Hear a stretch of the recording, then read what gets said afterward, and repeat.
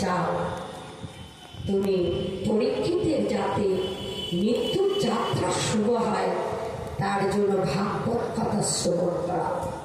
ভাগবত আসল কথা থেকে স্বয়ং ভগবান দিয়েছে ব্রহ্মা, ব্রহ্মা দিয়েছে নারদ মুনিকে, নারদ মুনি দিয়েছে ব্যাসদেবকে, ব্যাসদেব দিয়েছে সুখদেবকে, সুখদেব দিয়েছে সুত মুনিকে।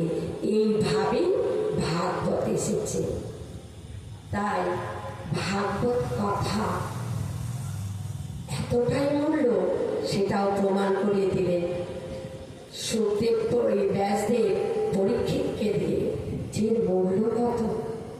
তাই কি করেছে, সেই নদীর তীরে বসে ভাগবতের আসর বসিয়েছে, ভাগবত কথা শ্রবণ করাবে।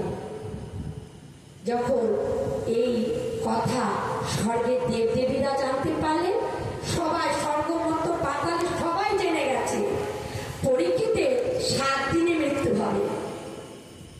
তাই কি করেছে, সেই দেবদেবীরা, স্বর্গের দেবদেবীরা সবাই মিলে বলছে, আরে মৃত্যু নিয়ে এত আলোচনা হচ্ছে, আমাদের কাছে তো অমৃত আছে, চলো আমরা গিয়ে মধ্যে ওই সুখদেব প্রভুকে দিই একটু অমৃত, এই পরীক্ষিতকে খাইয়ে দিই, খাইয়ে দিলে তো অমরত্ব হবে।